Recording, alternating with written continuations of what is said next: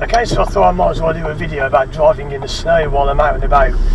A few tips for you, just basic stuff. You can see on this road there's a track down the middle of the road which I'm driving in. Of course, always try and drive in the tracks of other vehicles. It's normally a lot safer than trying to drive on the snow. If you see my speed there is down to about 15-16 miles an hour.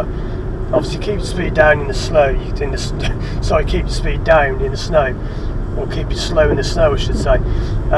You do get people who don't alter the driving condition for the snow, and they come to the end of the road, brake, and you don't stop, and you just get going and going and going, smash, and there's a big dead squirrel on the floor there.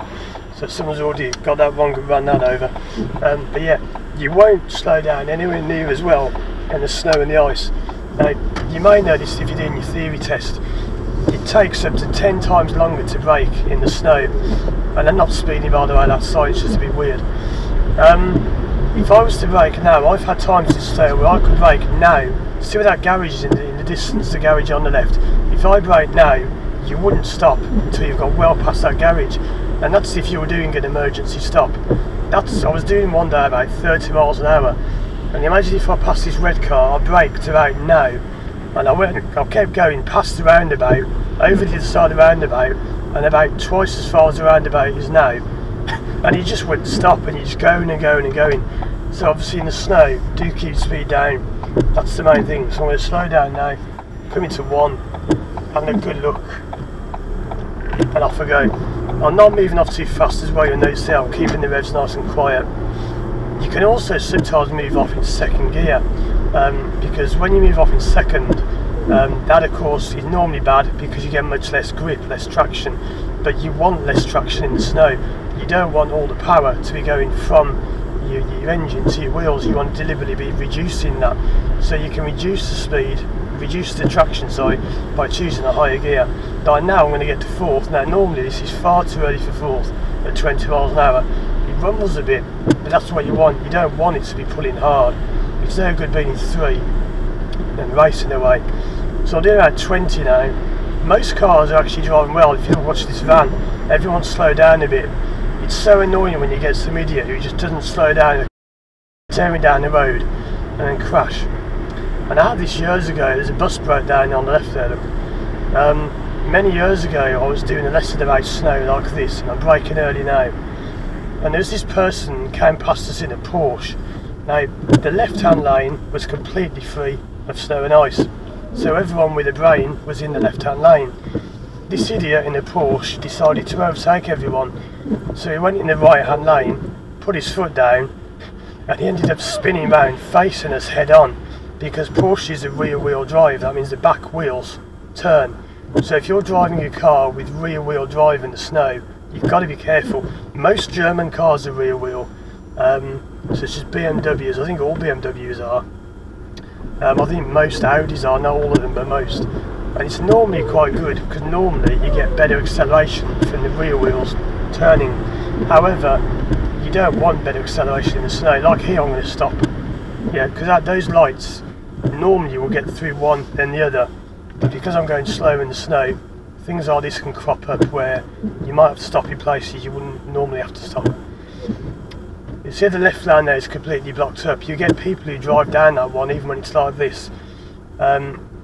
Normally when you drive, of course, you want to keep as far left as you can in this country, but not when the conditions are like this. You might decide to use a lane that you wouldn't normally use. So yeah, I hope this video makes sense. I'm just making this up as I go off the top of my head. I haven't planned this. I was going to go do a lesson, but I had to cancel it because of the weather. So yeah, it's getting quite bad. I also remember many years ago, I'll tell you a story about the snow. I was doing a lesson and this pupil came out and she said to me, "Have you heard it's going to snow?" I said, "Ah, rubbish, it never snows." And we did the whole lesson, and at the end there was like 1 flake of snow. And I said to her as a joke, "There you go, there's your snow."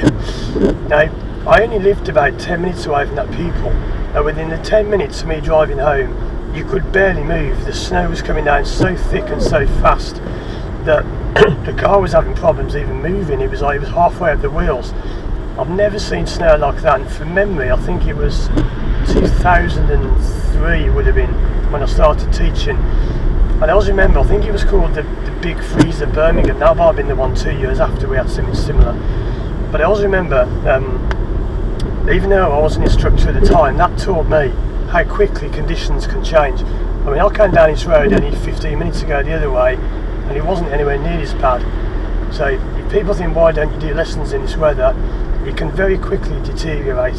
I'm going to go and park the car up, probably have some hot chocolate, have the afternoon off, I think.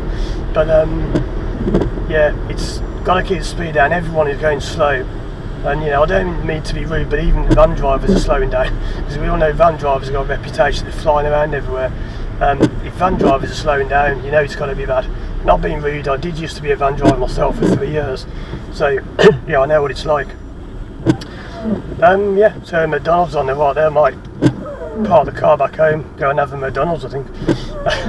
But yeah, just a quick few tips there for you when you're driving. So that van there, that's good, he's turning right from the left lane. That's because the right lane is jammed up, and there's no point in going in the right lane, even though you normally would.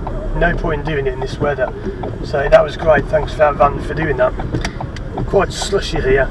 Now this car I'm in has got traction control, which helps a lot. It means if the car starts to slip when you move away, it cuts the power for you and prevents you, but helps prevent skidding.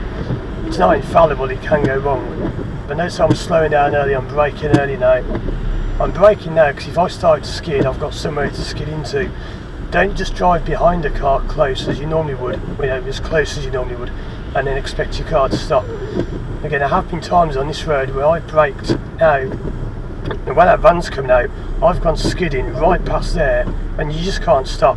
It's difficult to explain to people when they've never experienced it, but if you brake, you just don't stop, you just keep going and going and going and going, and you just don't stop. It takes ages. So now I'm going to go mirror signal, second, keeping really slow. That lorry shook you out, I wouldn't expect him to in the snow maybe. I'm going to give way to the red car, everyone's give way, so now the red one's going to go. When that light starts to move, that means I can start to go. But notice how it's all slowed down, round and round and round, off I go. So that's good. So that's a few tips for you in the snow. I might go out and do more if the weather persists and I have some time off. Anyway, a few tips for you there driving in the snow. Hope that helps for people who haven't done it before. And I'll see you again soon for more videos.